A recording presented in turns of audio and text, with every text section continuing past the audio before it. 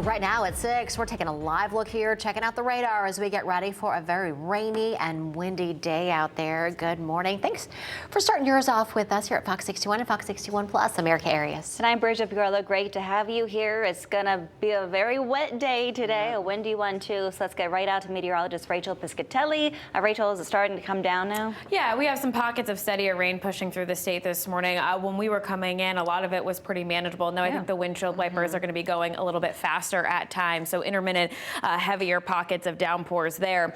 In addition to that, we're not overly concerned with flooding issues today. There could be a few areas that have overwhelming streams or creeks in your backyard. You'll have to check your basements later on as well. But in terms of the overall picture here, not a lot of flooding issues are expected. In addition to that, we're not expecting a lot of power outage issues either. So we have those pockets of rain moving through the state this morning. You'll see that rain chance continues from now through this evening. I think by 6 or 7 o'clock, the rain is going to let up a little bit. That being said, after school activities will likely be canceled. Even the fields and things like that will just be too soggy to play on. And again, I think the rain is going to last us through this evening too. 46 degrees in Hartford right now, 45 in Willimantic. It's 42 in Torrington. It's tough out there in terms of our numbers. It is certainly cold, and with the wind, it's not making things feel much better out there. We have wind gusts up towards about 20 to 30 miles per hour right now. Here's those pockets of rain throughout the day. Here's 10 a.m. Here's 1, 2, 3 o'clock, and then we'll start to see that rain let up a little bit over time. So 7 o'clock this evening, and then that rain begins to pull away by the time we get to tomorrow morning. Temperatures today are going to struggle. Only in the upper 40s to right around 50 degrees, and that's about it. So it's a chilly, damp, windy, and raw day today. For tomorrow, there is improvements on the way, which is certainly nice to see. We will see numbers by tomorrow in the middle 50s with cloudy skies and an isolated shower chance. Improvements continue over the next couple of days. We'll have more details on that coming up in just a bit. As we check in with the roads here at 6:02.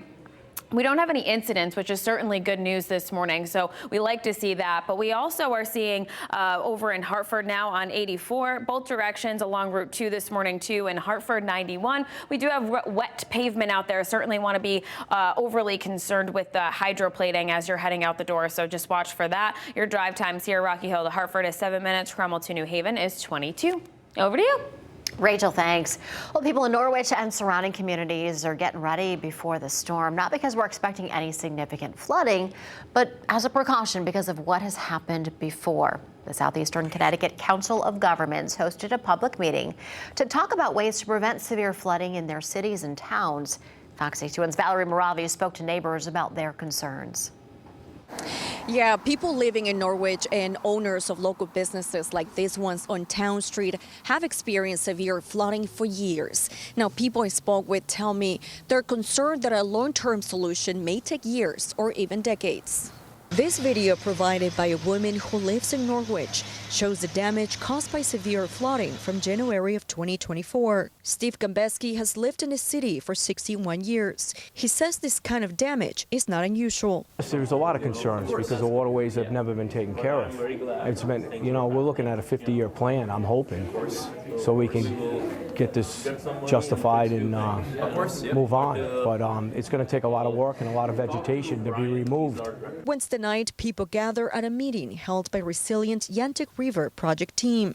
The goal of the meeting was to inform those living in flood-prone areas like Norwich, Bosra, and Franklin. Helen Sienkiewicz is the director of regional planning with Southeastern Connecticut Council of Governments. She says it's important for people to come together to determine the best actions for reducing flood damage in the future. It really depends where you are, but it can be really significant, and there are some critical facilities that are in the mix. So, we think about Bacchus and the lower parking lot. We want to have some solutions that make sure that's a community health lifeline, trying to make sure, especially those critical facilities, are protected better. Right now, there's an ongoing feasibility study that is working to determine areas that are most at risk as the years pass. We really do want to look at a range of solutions, and what we're finding in the research is that there is no kind of one silver bullet that's gonna address flood risk for the entire corridor. Gambeski says he hopes state officials can take action to help improve infrastructure.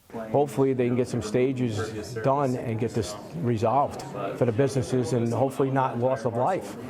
We need to do this for the state and federal level. because it's getting ridiculous. We maintain our bridges, we maintain our roadways, we don't do anything with our waterways. He says all he can do is take necessary precautions whenever severe weather is in the forecast. Yeah, sell pumps, vacs, whatever's needed. Now, local leaders say they're talking with state officials to help fund infrastructure improvements for a long-term solution. In Norwich, I'm Valerie Moravi, Fox 61. And Fox, go ahead. Valerie, thanks. Fox 61 has you covered for this nor'easter. Download the free Fox 61 News app for live radar and 24/7 updates. Run on your phone. And of course, download Fox 61 Plus for free onto your TV and check out our forecast from our team. All right, 6:05 now is your time. Memorial Day marks the unofficial start to summer, but the Connecticut Department of Transportation says driver safety is top of mind. CTDOT says the period between Memorial Day and Labor Day is historically when traffic fatalities go up, particularly among teenage drivers. Fox 61's Glenn Kittle is joining us live along the Berlin Turnpike in Newington with more on how you can stay safe while you get your holiday weekend destination. Yeah, good morning, Erica, Bridget. The CDC says that teens are 3 times more likely to be involved in a fatal crash in the time period between Memorial Day and Labor Day than any other time of the year. Now, that statistic comes down to a lot of factors, including the rise in traffic during that time period, the risky driving behaviors, and the overall stress of vacation travel. However, USAA says distracted driving accounts for 60% of teen crashes, and the likelihood of distracted driving triples when there are passengers in the car. We spoke to James Pelletier on his morning commute from New Britain to Hartford. He tells us some of the risky driving behaviors that he sees this time of year and what he told his kids when they first started to drive. Yeah, they on their phones and they're not paying attention. They're going through stop signs and stuff, So pay attention and watch what other people are doing, not only what you're doing, but what other people are doing, because sometimes they're not paying attention to what they're doing.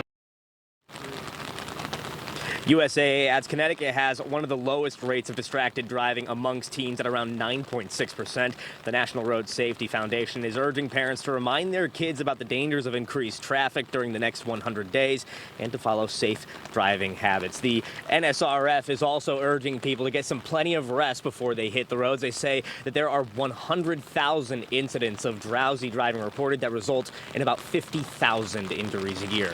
Live in Newington, Glenn Kittle, Fox 61. All right, Glenn, thanks. Stay dry out there. 6:07 is your time. A man charged with having child sex abuse material. Police say they were able to catch him with some help. Fox 61's Jamel Johnson talked to the police about the group who tipped them off.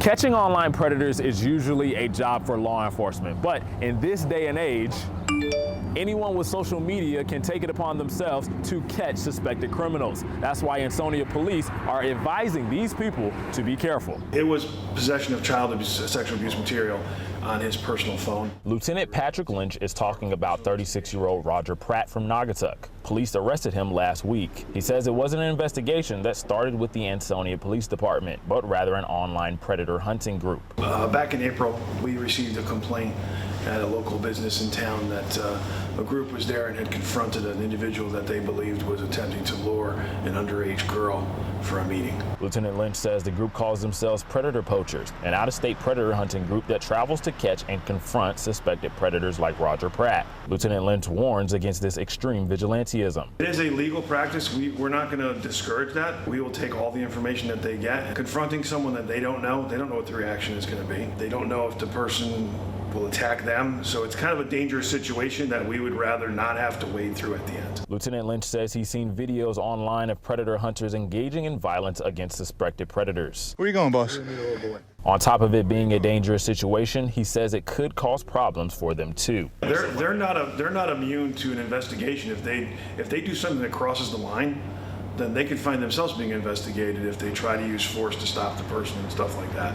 So it's just better that they gather the information and they pass it to the police department for further investigation. Lieutenant Lynch says that this is the first time Ansonia police have seen a predator hunter group in the area and advised that any future groups please come to the police department if they have enough evidence against a potential predator. In Ansonia, Jamel Johnson, Fox 61. Jamel, thank you. Well, the budget battle continues in New Milford. Parents, students, educators, and taxpayers are all tangled up in what has become a financial mess. The fight is over the Board of Education's budget heading into the next fiscal year. Fox 61's Kay Pattyfoot has been following this story, and she's bringing us the latest developments. New Milford's Board of Finance meeting was packed again Wednesday night. People showed up hoping the town would reverse a recent referendum vote and help avoid cuts to the district. After voters overwhelmingly rejected the budget for next fiscal year, students, teachers, parents, and taxpayers in New Milford packed the town's finance meeting on Wednesday. The town's referendum vote had a massive turnout of 40% of people who voted on Tuesday. Of that 40%, 78% of those voters said no to the budget. Wednesday night, the Board of Finance voted to restore the original budget of a little over $76 million. Students and teachers say the right decision was made Wednesday night. Thank you to the people who came out and voted. The turnout was amazing, and it really shows that our town does care about the kids. And that's what I've been saying this whole time. It makes me feel really happy because that's a lot of money for the school system and a lot of the new teachers that we have. Like, for example, the chorus teacher won't necessarily have to leave. On Thursday, the town council will vote on this budget, and they'll also set another date for a town referendum vote. In New Milford, Kay Pattyfoot, Fox 61.